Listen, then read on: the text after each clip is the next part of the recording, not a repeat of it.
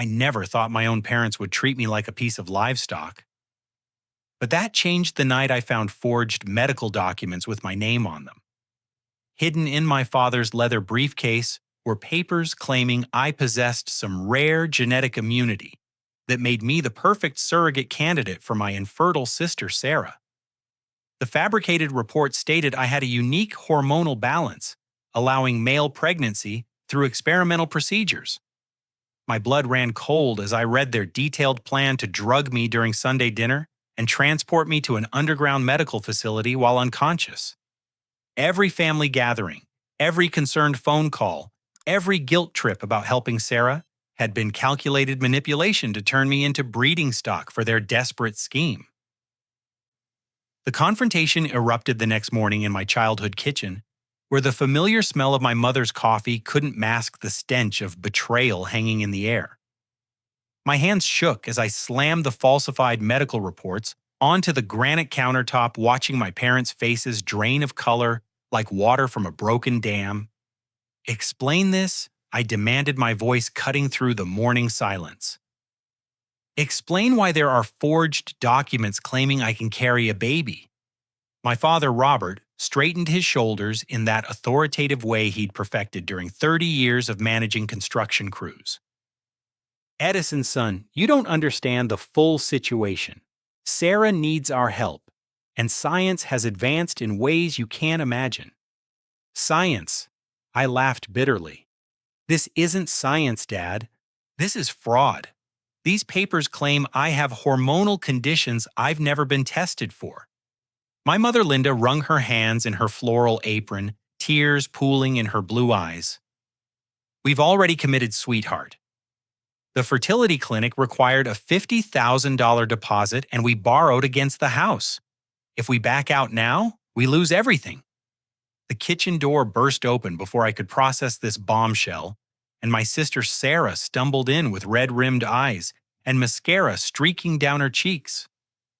Behind her came my Uncle Frank, a bulky man whose calloused hands spoke of decades working oil rigs, followed by my Aunt Martha, with her perfectly styled silver hair, and my cousin Derek, still wearing his police uniform from the night shift. "We need to talk," Frank announced, his gravelly voice filling the space. "All of us. Right now."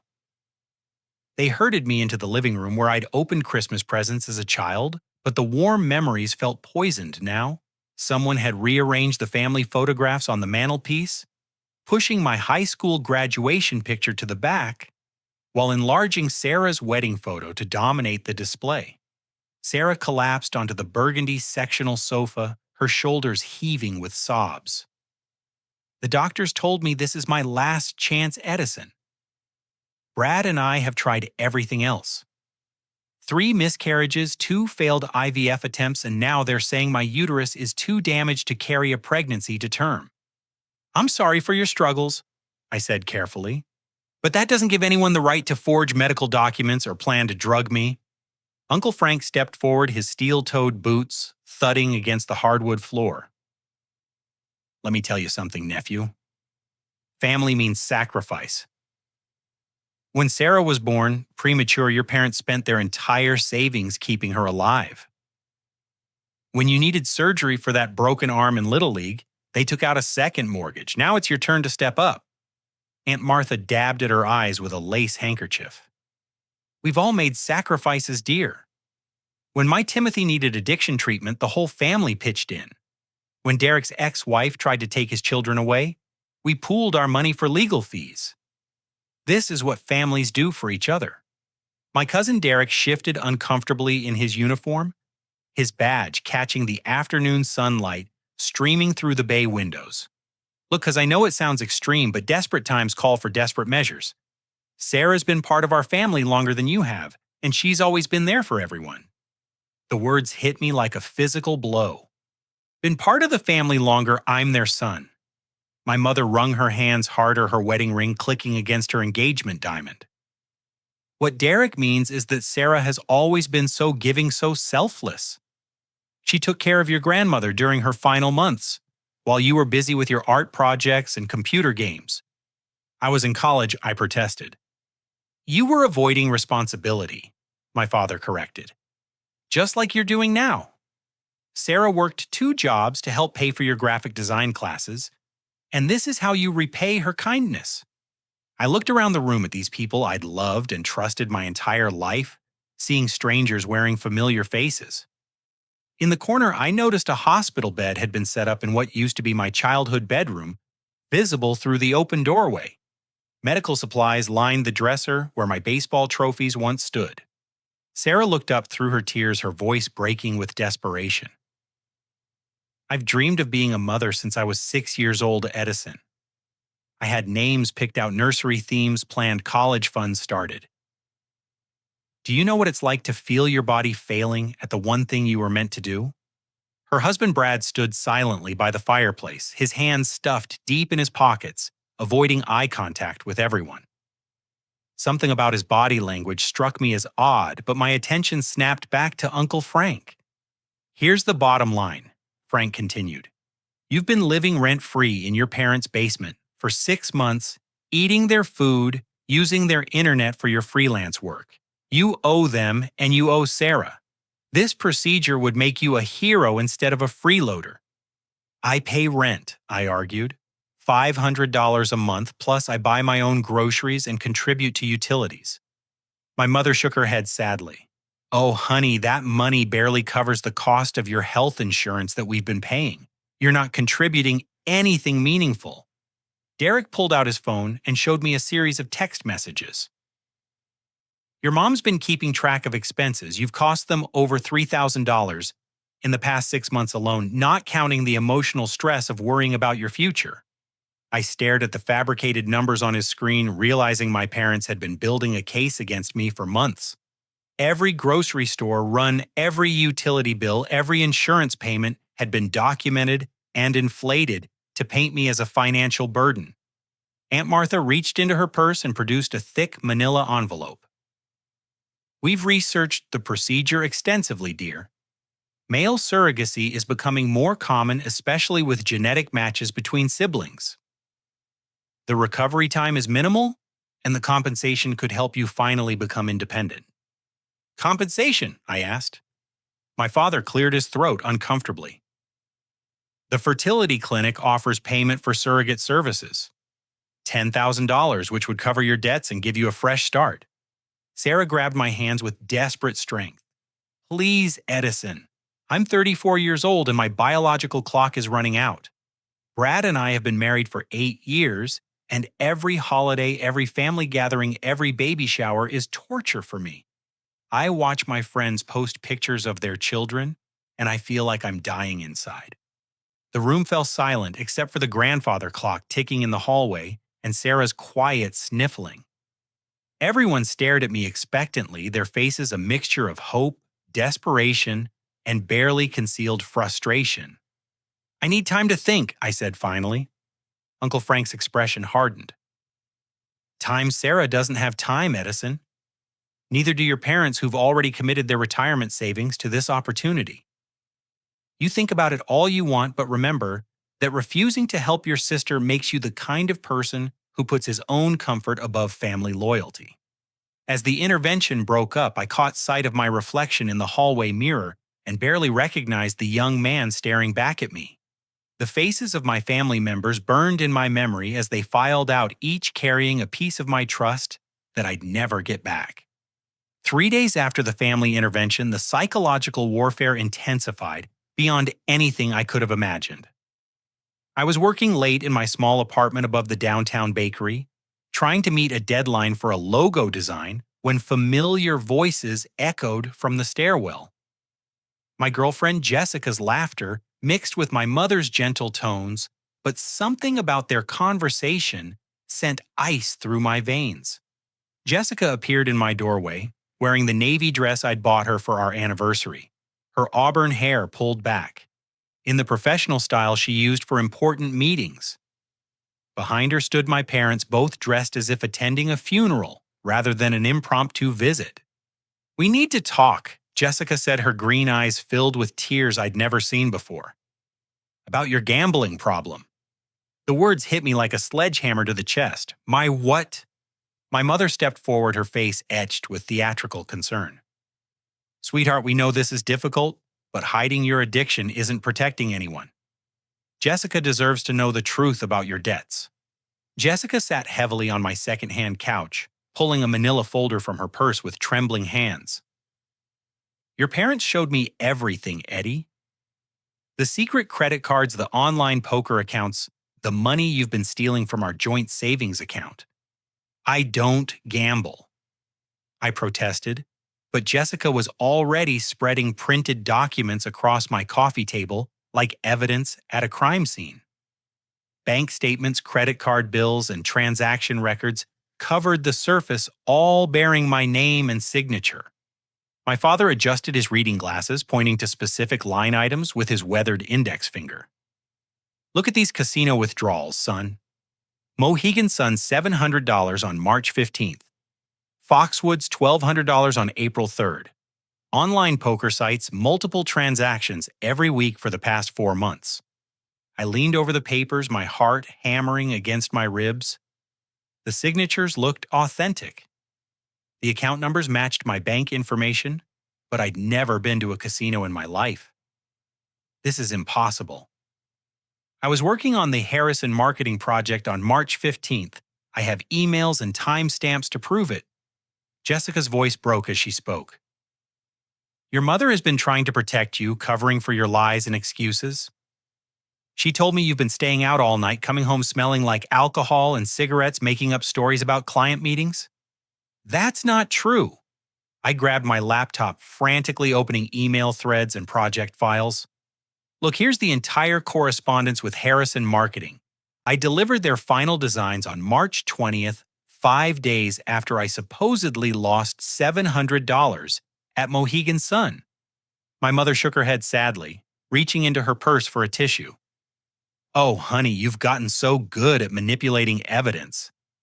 Dr. Patterson warned us that gambling addicts become masterful liars, creating false documentation to hide their activities. Dr. Patterson, who is Dr. Patterson? My father straightened his tie, a nervous habit from his construction days when dealing with difficult clients. The addiction counselor we consulted when we discovered your problem, he's been helping us understand how to stage this intervention properly. Jessica pulled out her phone, scrolling through text messages with shaking fingers. Your parents sent me screenshots of your browser history, Eddie. Gambling websites, loan shark contact information, bankruptcy forms. How could you hide all of this from me? The phone screen showed a detailed browsing history that included poker strategy sites, payday loan applications, and addiction recovery forums. Each timestamp corresponded to times when I'd been working on legitimate projects, but the evidence looked absolutely convincing.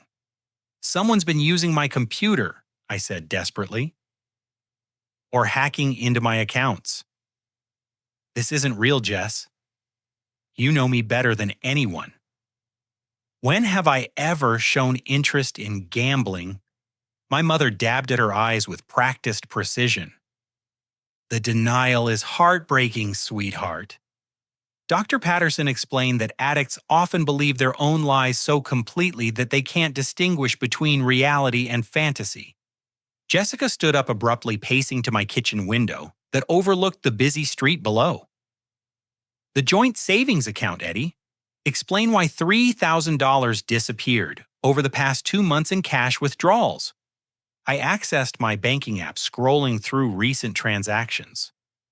The withdrawals were there, each one made at ATMs I'd never visited in neighborhoods I rarely frequented. Someone had systematically drained our shared account using my debit card. My card was cloned, I insisted. We need to call the bank and report this as fraud. My father produced a small digital recorder from his jacket pocket. I'm afraid it's more serious than that, son. We have audio evidence of you admitting to the gambling debts. He pressed play, and my own voice filled the apartment. I've been betting online for months now. The poker game started small, but I kept chasing my losses.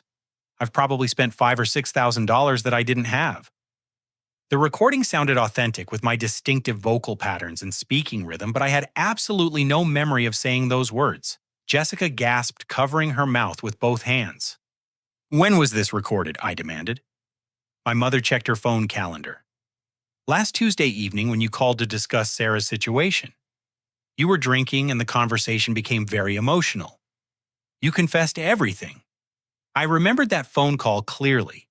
We'd argued about the surrogacy scheme, and I'd been angry and frustrated, but I'd never mentioned gambling or financial problems. Someone had either doctored the audio or used sophisticated voice synthesis technology. Jessica sank back onto the couch, her face pale with betrayal.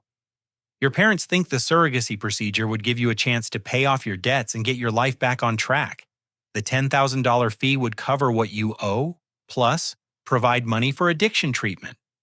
And my father added gently, it would be a way for you to do something genuinely good after all the pain you've caused your family. My mother reached for Jessica's hand, speaking in the nurturing tone she'd used when I was sick as a child. Dr. Patterson believes that helping Sarah could be therapeutic for Edison. Accomplishing something meaningful might break the cycle of self-destructive behavior. Jessica looked at me with a mixture of love and disappointment that cut deeper than any anger could have. I want to help you get better, Eddie, but I can't watch you destroy yourself. If you do this for Sarah, if you get treatment for the gambling addiction, we can work through this together. The manipulation was so sophisticated, so emotionally devastating, that I almost began to doubt my own memories. My parents had created an elaborate fictional narrative supported by fabricated evidence, false testimony, and psychological manipulation techniques that would have impressed a professional con artist. I need you all to leave, I said quietly, right now. Jessica started to protest, but my father guided her toward the door. We'll give you time to process this information, son. But remember that Sarah's procedure is scheduled for next month, and the fertility clinic needs your decision by Friday. As they left, my mother paused in the doorway. We love you, sweetheart, and we're not giving up on you. Sometimes the people who care about us most have to make difficult choices to save us from ourselves. After they were gone, I sat alone in my apartment surrounded by forged documents and fabricated evidence, wondering how the people I'd trusted most in the world had become such skilled architects of psychological torture. The systematic destruction of my life accelerated over the following weeks, like a carefully orchestrated demolition. I arrived at my freelance workspace Monday morning to find my business partner, Trevor, waiting with a grim expression and a thick folder of documents clutched in his paint-stained hands. We need to discuss your medical situation, Trevor announced without preamble, spreading papers across the conference table in our shared studio space. I received some concerning information about your health status and its impact on our client relationships. The documents appeared to be medical reports from various specialists, all bearing my name, and detailing a fictional array of psychiatric conditions, hormonal imbalances, and behavioral disorders. According to the fabricated files, I'd been diagnosed with severe anxiety depression and something called reproductive dysphoria syndrome that supposedly caused erratic decision-making. Where did these come from? I asked, recognizing none of the doctors or medical facilities listed on the letterheads. Trevor adjusted his wire-rimmed glasses nervously. An anonymous caller contacted our biggest clients last week, claiming you were undergoing experimental medical treatment that could affect your judgment and creative abilities. The Riverside Hotel Group is threatening to pull their contract. I grabbed my phone and called the Riverside Hotel Group directly, only to reach Patricia Chen in their marketing department. Mr. Edison, she said coolly, we've received troubling reports about your medical condition. While we sympathize with your health challenges, we cannot risk our brand being associated with unreliable vendors. What exactly were you told? Patricia's voice softened slightly. That you're participating in some kind of experimental hormone therapy that's causing mood swings and cognitive impairment. The caller provided what appeared to be medical documentation supporting these claims. After ending the call, I discovered that similar conversations had occurred with 5 other major clients. Someone had systematically contacted my entire professional network, spreading carefully crafted lies designed to destroy my reputation and income. Trevor cleared his throat awkwardly. There's more, buddy. Your health insurance has been billing us for psychiatric consultations and hormone treatments you supposedly received here at the studio. The insurance investigator wants to interview both of us about fraudulent claims. The insurance bills showed regular appointments with Dr. Amanda Foster, a reproductive endocrinologist, for something called gender transition consultation services.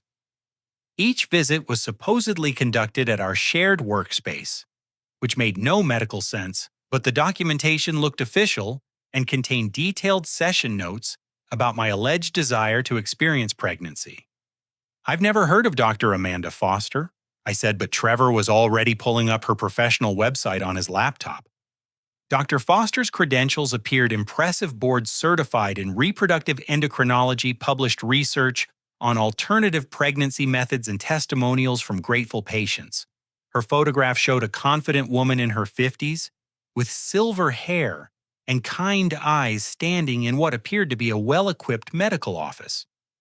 According to her notes, Trevor continued, "You've been consulting with her about voluntary male pregnancy procedures for the past 6 months. She describes you as highly motivated and psychologically prepared for the process." My hands shook as I read Dr. Foster's fabricated session notes, which detailed conversations I'd never had about topics I'd never discussed. She claimed I'd expressed deep regret about my inability to bear children naturally and enthusiasm for experimental procedures that would allow me to carry my sister's baby. Trevor's phone rang and he answered with visible reluctance.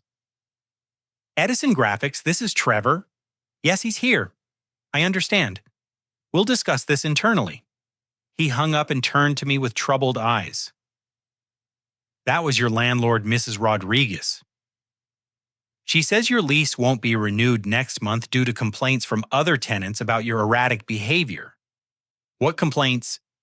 "Loud arguments at all hours, suspected drug use, and something about medical equipment deliveries that violated the building's residential zoning restrictions. I'd never had loud arguments in my apartment, never used illegal drugs, and certainly never received medical equipment deliveries." But when I called Mrs. Rodriguez directly, she rattled off a list of specific incidents that sounded convincing but completely fictional. "Mr. Edison," she explained in her accented English, "Mrs. Patterson in apartment 4B has documented multiple disturbances, shouting matches with visitors, packages from medical supply companies, and the smell of chemicals that made her daughter's asthma act up." Mrs. Patterson was an elderly widow who'd always been friendly during our brief encounters in the building's lobby. When I knocked on her door later that evening, she answered with a fearful expression and immediately tried to close it. "Please don't hurt me," she whispered through the chain lock. "I already told your mother I wouldn't file any more complaints if you got the help you need." "Mrs. Patterson, I don't understand what you're talking about. What complaints?" Her watery blue eyes filled with tears. "The screaming fits the medical deliveries at strange hours, the way you've been talking to yourself in the hallways. Your mother said you were having a mental breakdown and might become violent if confronted. Someone had been systematically visiting my neighbors, posing as concerned family members, and planting seeds of fear and suspicion about my behavior. Mrs. Patterson showed me a notebook where she'd been documenting incidents that had never occurred, complete with dates, times, and detailed descriptions of my alleged misconduct. When I returned to my apartment, I found a stack of mail that had been delivered while I was working. Medical bills from Dr. Foster's clinic totaled over $15,000 for procedures I'd never undergone. Psychiatric evaluation reports detailed sessions with mental health professionals I'd never met.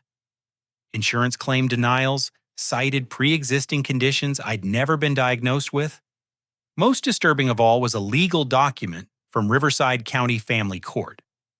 My parents had filed a conservatorship petition claiming I was mentally incompetent and required legal guardianship for my own protection. The petition included sworn statements from my sister Sarah, my uncle Frank, and 3 medical professionals, all testifying that I posed a danger to myself and others. Dr. Foster had provided the court with a detailed psychological evaluation describing me as delusional paranoid and suffering from severe reproductive anxiety disorder. She recommended immediate medical intervention and legal supervision to prevent me from making harmful decisions about my health and finances. The court date was scheduled for the following Friday, less than 1 week away. If the petition succeeded, my parents would gain complete control over my medical decisions, financial accounts, and personal life. They could authorize any medical procedure they deemed necessary, including the surrogacy procedure I'd refused to consent to.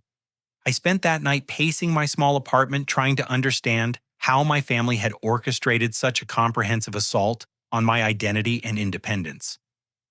Every relationship I valued, every professional connection I'd built, every aspect of my adult life was being systematically destroyed by people who claimed to love me.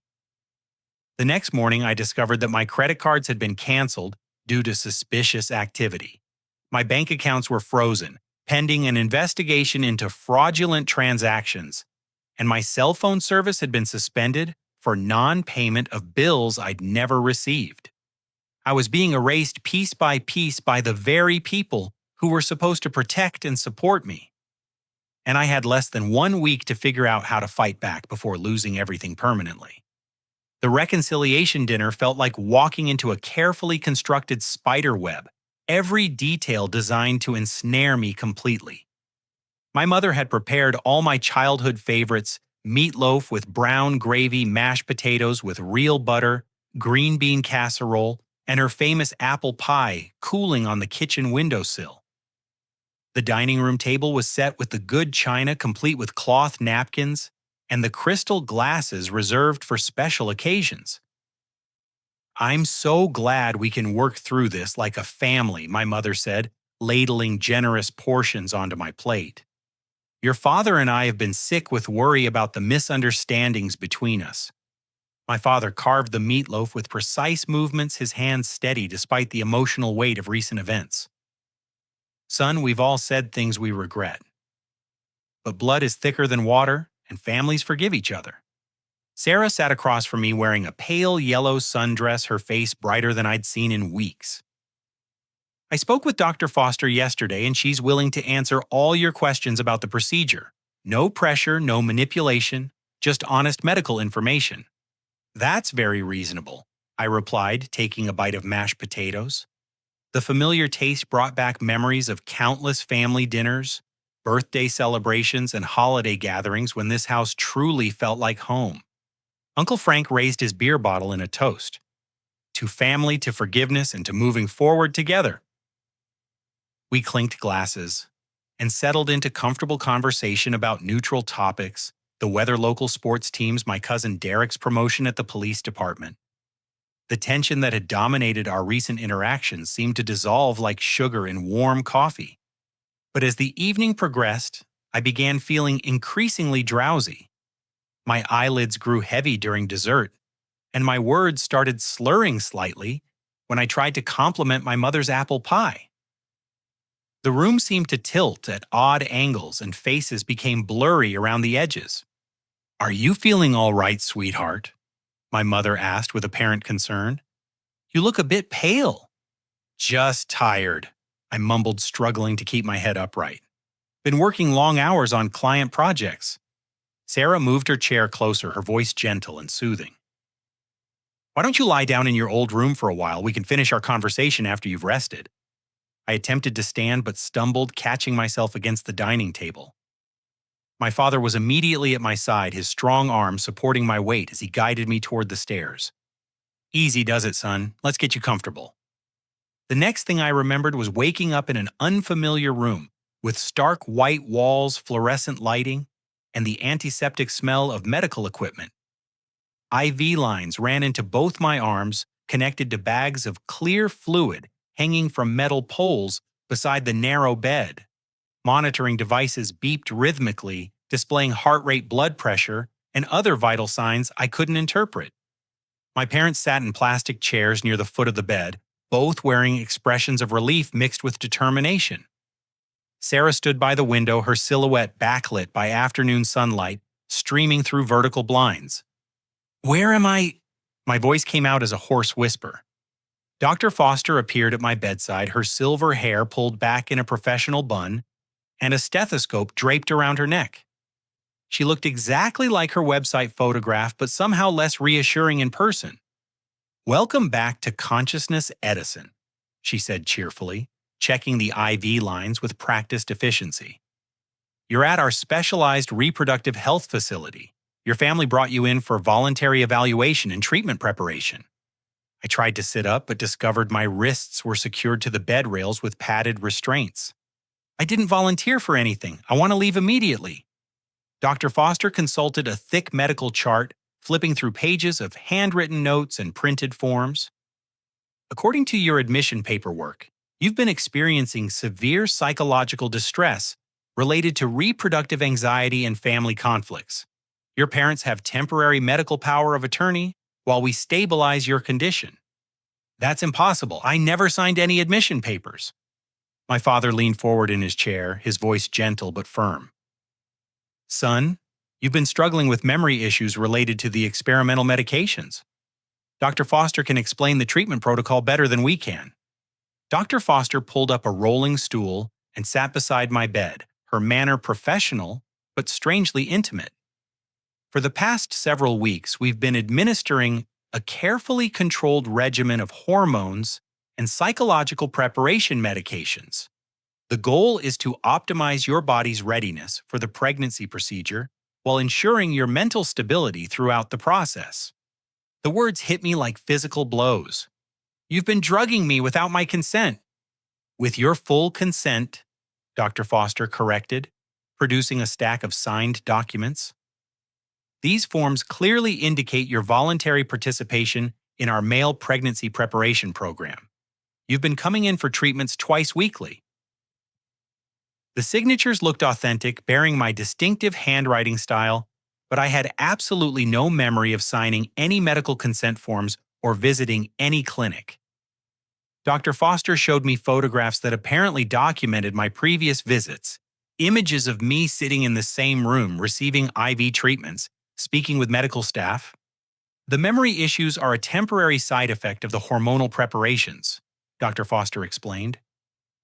"Many of our male participants experience gaps in their recollection during the initial phases of treatment."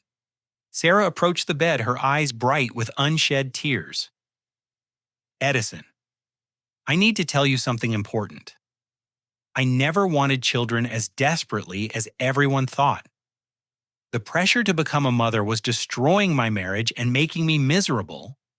"What are you talking about?" Her voice dropped to a whisper, and she glanced nervously at our parents. "Mom and Dad have been pushing the fertility treatments, paying for procedures. Brad and I couldn't afford making my inability to conceive feel like a personal failure. When they suggested involving you, I initially refused." My father stood up abruptly, his chair scraping against the linoleum floor. "Sarah, we agreed not to discuss the family dynamics until after Edison's treatment is complete." "No," Sarah said firmly. "He deserves to know the truth. Brad and I have been talking about adoption for months, but Mom and Dad insisted on biological grandchildren. They've invested so much money and emotion in this process that backing out now would devastate them." Dr. Foster interjected smoothly. "Family dynamics often become complicated during fertility treatments. That's why we prefer to focus on the medical aspects and let emotional issues resolve naturally." I looked around the room more carefully, noticing details that had escaped my initial attention. The window blinds were sealed shut with what appeared to be security screws. The door handle had no visible lock mechanism from the inside. Medical equipment lined the walls, but some devices looked improvised or obsolete. "How long have I been here?" I asked. My mother checked her watch nervously. "About 18 hours, sweetheart.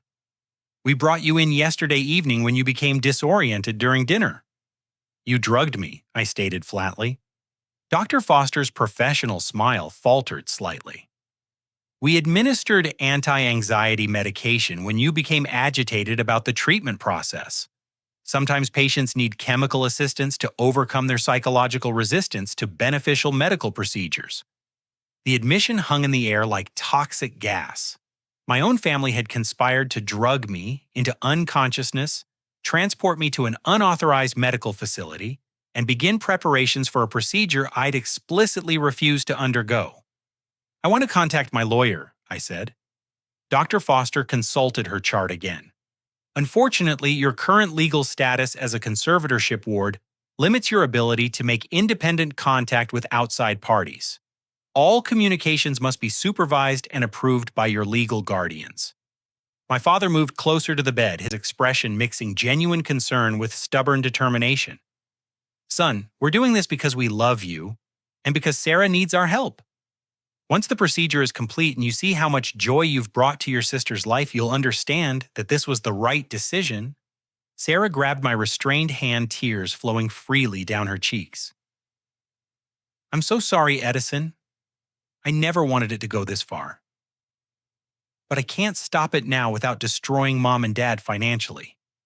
They've mortgaged the house, borrowed against their retirement accounts, and committed to payment plans they can't afford to break." The scope of the conspiracy became clear. My parents had invested their entire financial future in this scheme, making my compliance not just emotionally important, but economically essential for their survival.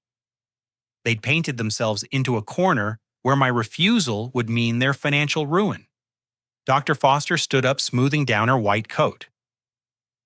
"We'll begin the next phase of hormonal treatments this evening. The pregnancy procedure is scheduled for next week, assuming your body responds appropriately to the preparatory medications."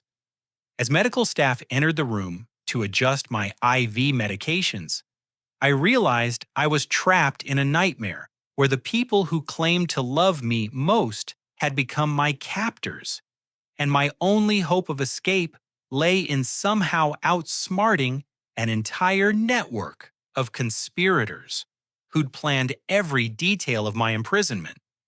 The opportunity for escape came during the 3 a.m. shift change, when the exhausted night nurse stepped out for what I'd observed was her regular 15-minute smoking break. Over the past 36 hours, I'd pretended to be more sedated than I actually was, watching staff routines and memorizing the facility's layout during brief trips to the bathroom under escort. The IV line in my left arm contained a saline solution mixed with mild sedatives, but I discovered that pinching the tubing near my wrist could slow the medication flow without triggering the monitoring alarms. By reducing my drug intake gradually, I'd maintained enough mental clarity to plan while appearing compliant and drowsy. I carefully removed the medical tape, securing the IV needles, wincing as the metal slid out of my veins. Blood spotted the white bed sheets, but I quickly applied pressure with gauze pads I'd hidden under my pillow. The monitoring devices would eventually detect my disconnection, but I calculated having at least 5 minutes before anyone noticed. My clothes had been replaced with a hospital gown, but I found scrubs and a white coat hanging in the room's small closet. The coat belonged to someone named Dr. James Morrison, according to the embroidered name tag, and it fit reasonably well, despite being slightly large in the shoulders. The hallway outside my room stretched in both directions, dimly lit by emergency lighting and lined with identical doors bearing room numbers. Most doors stood slightly ajar, revealing other patients in various stages of medical treatment. Some appeared to be sleeping naturally, while others seemed heavily sedated with multiple IV lines and monitoring equipment. I moved toward what I hoped was an exit, passing a nurse's station, where a single staff member dozed over paperwork. The facility felt wrong somehow, less like a legitimate medical center and more like a hastily converted warehouse or office building. The floors were institutional linoleum, but the walls showed signs of recent renovation with mismatched paint and exposed electrical conduits. At the end of the hallway, I discovered a door marked Records Storage that had been left unlocked. Inside, filing cabinets lined the walls, stuffed with manila folders containing patient information. I grabbed several files at random, hoping to find evidence of Dr. Foster's illegal activities. The documents revealed a horrifying pattern: dozens of young men between ages 20 and 35, all supposedly undergoing experimental reproductive procedures with family consent. Each file contained forged medical histories, fabricated psychological evaluations, and consent forms with suspicious signatures.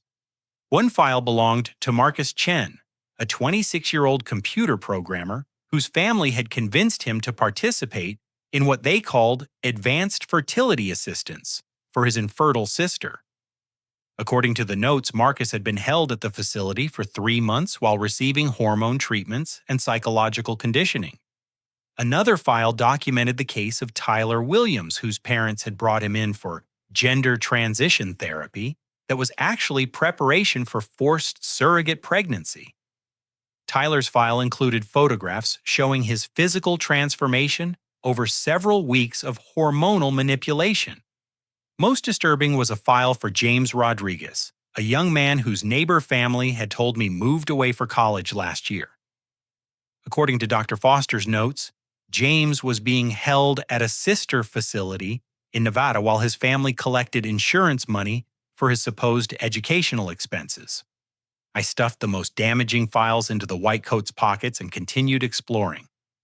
A door marked Administration led to Dr. Foster's personal office, where I found her computer still logged in and displaying email correspondence that made my blood run cold. The emails revealed an extensive network of illegal fertility clinics operating across multiple states, all coordinated by Dr. Foster and her business partners. They specifically targeted young men from families desperate for grandchildren, using psychological manipulation and legal coercion to force participation in experimental procedures. One email chain discussed Detective Raymond Hughes, who apparently received monthly payments for suppressing missing person reports and intimidating families who tried to contact authorities. Another conversation detailed bribes paid to medical licensing boards and insurance investigators to prevent inquiries into the clinic's activities. Dr. Foster's calendar showed appointments with parents from at least 20 different families, all following the same pattern: initial consultation, family pressure campaign, legal documentation, and finally physical custody of the target son. The operation was generating millions of dollars annually while devastating the lives of countless families. I photographed as much evidence as possible using a disposable camera I found in the office desk, knowing that electronic devices might be traced or remotely wiped. The physical photographs would be harder to dispute or destroy if I managed to reach law enforcement. A commotion in the hallway interrupted my investigation. Voices shouted about a missing patient, and footsteps pounded on the linoleum floor as staff members began searching the facility. I quickly shut down the computer and looked for another escape route. The office window was sealed and reinforced with security glass, but I noticed a ventilation grate near the ceiling that appeared large enough to crawl through.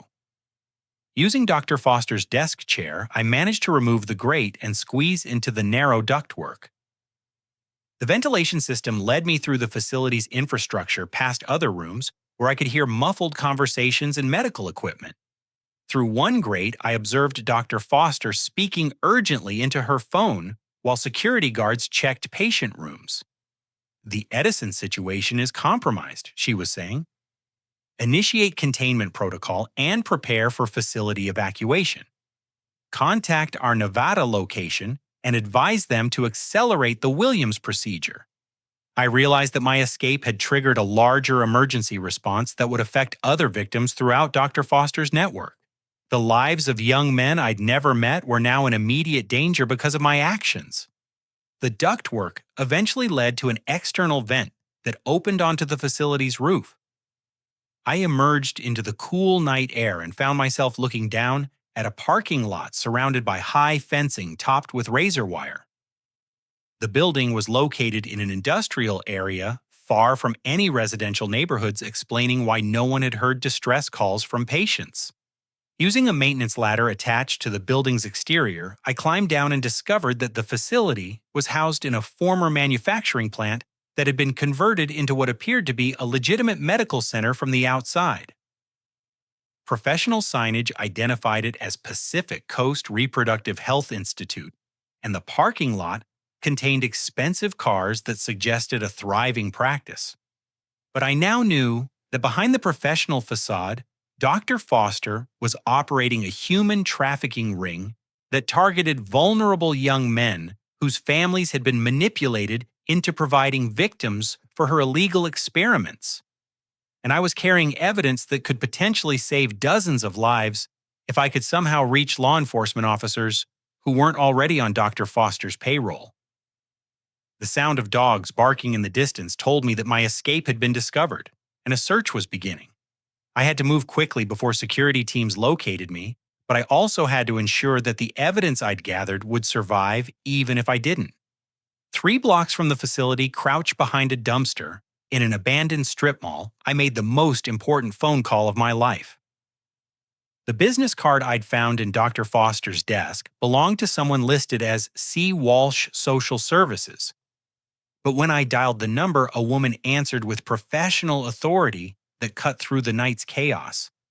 Special Agent Caroline Walsh, Federal Bureau of Investigation. Who am I speaking with?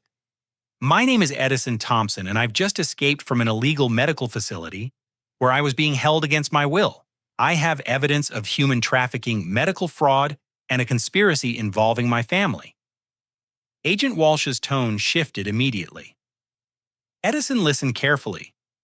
I've been investigating Dr. Amanda Foster's operation for 8 months as part of a federal task force. Are you injured? Are you in immediate danger? I'm hiding near the facility and they're searching for me with security teams and dogs. I have files documenting dozens of victims and financial records showing the scope of the operation. Stay exactly where you are. I'm dispatching backup units to your location, and I need you to preserve every piece of evidence you've collected. This case is much larger than you realize. Within 20 minutes, unmarked vehicles surrounded the strip mall, and Agent Walsh approached my hiding spot with her badge clearly visible. She was a tall woman in her early 40s with graying brown hair and the kind of steady presence that immediately inspired confidence. You've just handed us the break we've been waiting for, she said, carefully examining the files I'd stolen from Dr. Foster's office. We've been tracking missing young men across 6 states, but we couldn't penetrate the family involvement aspect of the conspiracy. Agent Walsh explained that the FBI had identified Dr. Foster's network through insurance fraud investigations. But the cases were incredibly difficult to prosecute because the victims' families genuinely believed they were helping with legitimate medical procedures. Parents and siblings provided convincing testimony about their loved ones' voluntary participation, making it nearly impossible to prove coercion. Your case is different because you escaped and can testify about the deception involved, she continued. But we need more evidence to take down the entire network, and that means putting you back in contact with your family while wearing recording equipment. The plan she outlined was both brilliant and terrifying. I would pretend to have been recaptured and agree to cooperate with the procedure while secretly documenting every conversation and transaction involved in the conspiracy. Federal agents would monitor my location continuously, ready to intervene if the situation became life-threatening. The recording equipment is nearly invisible. Agent Walsh assured me, showing me devices the size of shirt buttons that could capture high-quality audio and video. But the real evidence will come from getting your family and Dr. Foster to explain their operation while they believe you've been psychologically broken into compliance. 2 days later, I sat in my parents' living room wearing a wire that could have sentenced them both to decades in federal prison. My mother served coffee in her favorite china cups, while my father reviewed legal documents that supposedly finalized my participation in Sarah's surrogacy procedure. I'm proud of you for making the mature decision, my father said, his voice warm with relief. Dr. Foster assures us that the pregnancy process will be much easier than we initially thought. I forced myself to sound defeated and resigned. I just want this whole situation to be over. If carrying Sarah's baby will end the family conflict, then I'll do it. My mother reached over and squeezed my hand with genuine affection. You're being so brave, sweetheart. And the financial compensation will really help you get back on your feet after all the gambling debts. Speaking of money, I said carefully, how exactly does the payment system work? My father pulled out a detailed contract that outlined the financial arrangements. Dr. Foster's clinic pays us $15,000. Upon successful implantation, another $15,000 at the halfway point of the pregnancy, and a final $20,000 upon delivery of a healthy baby. $50,000 total. My mother nodded enthusiastically. Plus, we get additional bonuses if you're willing to participate in her research study documenting male pregnancy experiences. That could add another $10,000 or $15,000 to the total. The recording equipment captured every word as my parents cheerfully described selling my reproductive capacity for money they desperately needed to avoid financial ruin. They weren't monsters, just desperate people who'd convinced themselves that their actions were justified by their circumstances. Sarah arrived later that afternoon with news that made the scope of the conspiracy even clearer. "Dr. Foster wants to schedule your procedure for next week," she announced. But she also mentioned that they might need you to help with another family's situation. "What kind of help?" Sarah glanced at our parents nervously. "There's a young man named Marcus who's been having psychological difficulties with his procedure. Dr. Foster thinks you could provide peer support and encouragement based on your own experience with family pressure. I realized that Dr. Foster was planning to use me as a tool for manipulating other victims, leveraging my apparent compliance to break down the resistance of young men like Marcus Chen, whose file I discovered during my escape. That sounds like a good opportunity to help others." I said, knowing that Agent Walsh would be listening to every word through the surveillance equipment. My father seemed pleased by my cooperative attitude. Dr. Foster mentioned that participants who assist with recruitment and support services can earn substantial additional compensation. This could turn into a real career opportunity for you. The conversation continued for 2 hours with my family revealing details about Dr. Foster's operation that even federal investigators hadn't uncovered. They described a network of recruitment specialists who identified potential victims through social media monitoring and family financial records. They explained how medical records were forged using insider connections at legitimate hospitals and insurance companies. Most damning of all, they proudly described their role in convincing other families to participate in the program. My parents had personally recruited 3 other sets of parents, earning referral bonuses for each new victim they delivered to Dr. Foster's operation. The Henderson family was skeptical at first. My mother explained, but when they saw how well everything worked out for us, they agreed to have their son participate. Little Tommy is scheduled for his procedure next month. Agent Walsh's voice crackled through my nearly invisible earpiece. "We have everything we need. Extraction team is moving into position." But before the agents could act, Sarah received a phone call that changed everything. Dr. Foster had discovered that I'd been working with federal investigators, and she was implementing an emergency protocol to eliminate evidence and witnesses. "Pack your bags immediately," Sarah said, hanging up her phone with shaking hands. "Dr. Foster says the clinic is being raided by federal agents, and anyone connected to the program needs to disappear until the situation calms down." My father stood up abruptly, grabbing car keys from the kitchen counter. "We're driving to the safe house in Oregon tonight. Dr. Foster has arrangements for families who need to lay low during investigations. I realized that my family was about to become fugitives from justice. And if they fled with me, Agent Walsh would lose her opportunity to arrest the entire conspiracy network. The recording equipment had gathered enough evidence to prosecute my parents and Dr. Foster, but the larger network would disappear if the leadership managed to escape. The next few minutes would determine whether dozens of victims across multiple states would get justice, or whether the traffickers would simply relocate their operation and continue destroying lives in a different jurisdiction. The final confrontation erupted in my parents' driveway, as federal agents surrounded the house with tactical precision that spoke to months of careful planning. Agent Walsh's voice echoed from a bullhorn, while unmarked vehicles blocked every possible escape route. "This is the Federal Bureau of Investigation. Everyone inside the house, exit through the front door with your hands visible and empty." My father dropped his car keys, the metallic clatter echoing in the sudden silence. My mother grabbed my arm with desperate strength, her eyes wide with terror and confusion.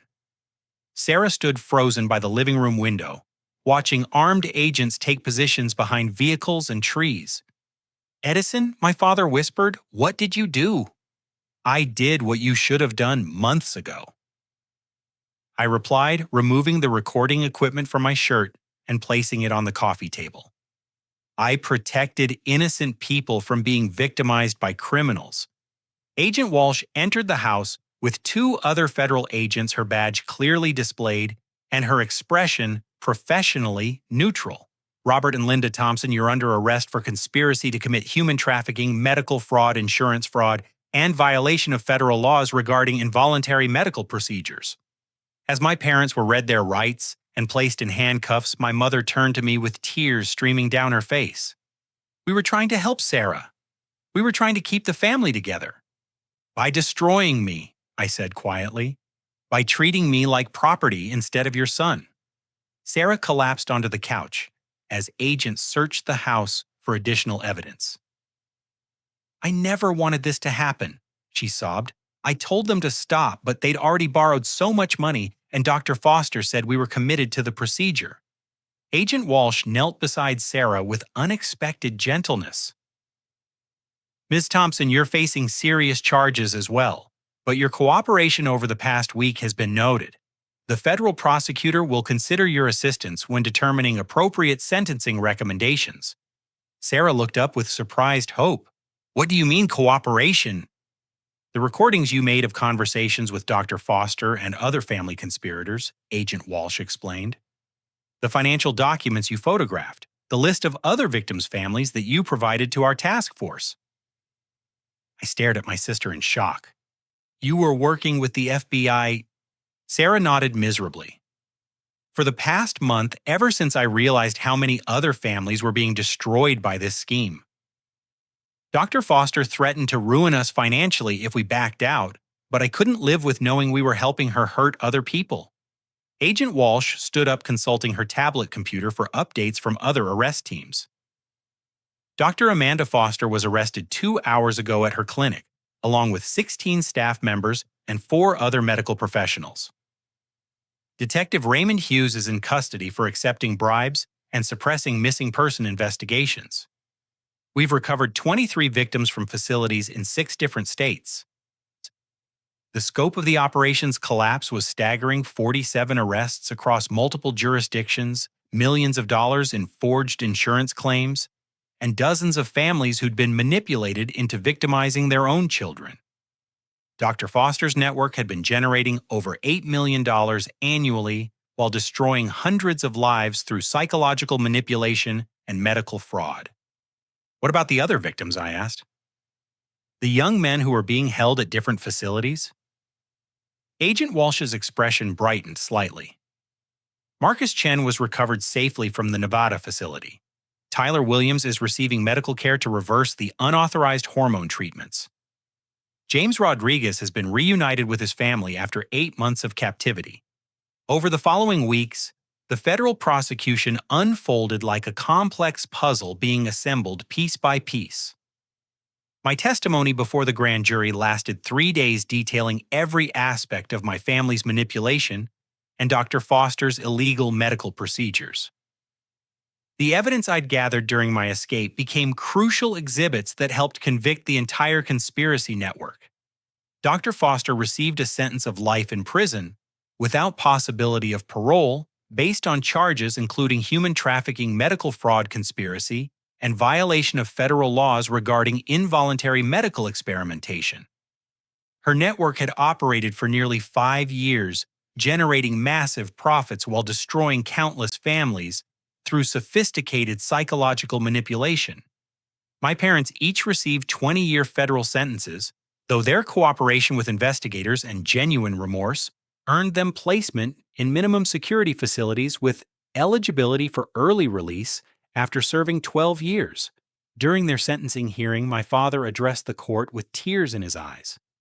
"Your Honor, we convinced ourselves that we were helping our daughter and that Edison would eventually understand our reasoning.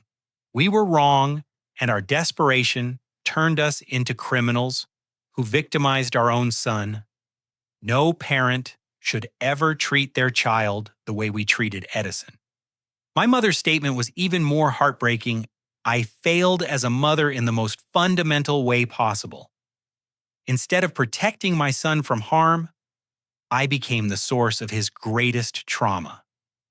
I will spend the rest of my life trying to understand how love became so twisted that it turned into abuse. Sarah received a suspended sentence of 5 years probation in exchange for her cooperation with the investigation and her testimony against Dr. Foster.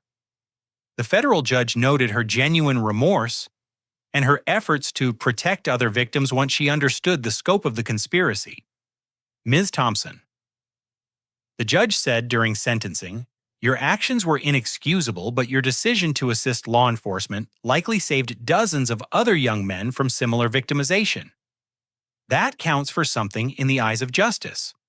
The civil litigation that followed resulted in settlements totaling over $40 million from insurance companies, medical facilities, and professional organizations that had failed to properly oversee Dr. Foster's activities. My portion of the settlement was substantial enough to establish financial independence and pursue meaningful work without concern for immediate income needs. I used part of the settlement money to establish the Edison Thompson Foundation for Medical Ethics and Family Protection, a nonprofit organization that provides resources for victims of medical fraud and family coercion. Our work includes legal assistance, psychological counseling, financial support, and educational programs designed to help families recognize manipulation tactics before they escalate into criminal behavior. The Foundation's first major project was developing educational materials for medical professionals about identifying signs of patient coercion and family manipulation. We partnered with medical schools' nursing programs and healthcare institutions to implement mandatory training on ethical treatment and informed consent procedures. Uncle Frank became an unexpected ally in this work. After learning the full truth about my parents' actions, he provided testimony that helped investigators understand how Dr. Foster recruited accomplices from extended family networks.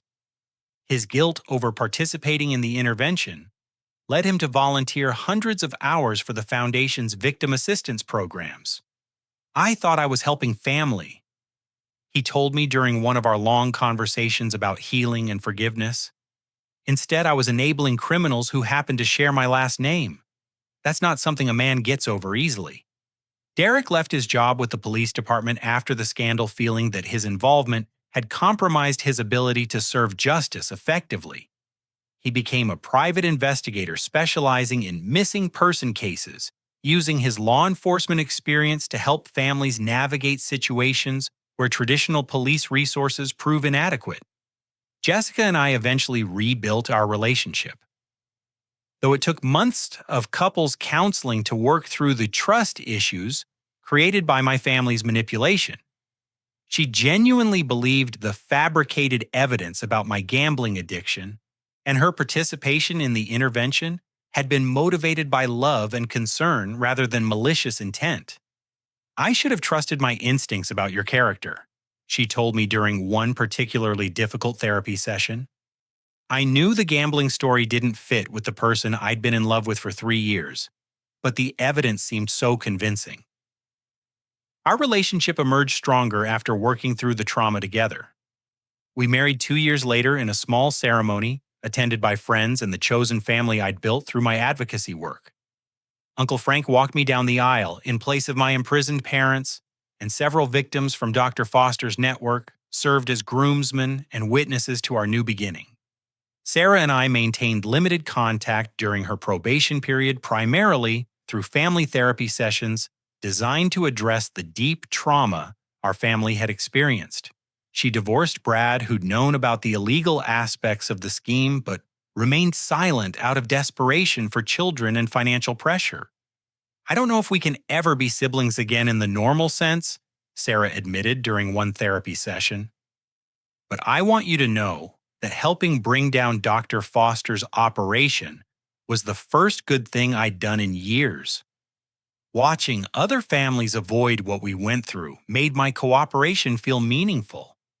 The Foundation's work expanded rapidly as word spread about our mission and resources. We assisted victims in 43 states during our first year of operation, providing everything from legal representation to relocation assistance for families trying to escape similar situations. Our hotline received over 2,000 calls from people seeking help, with medical coercion, family manipulation, and related forms of abuse.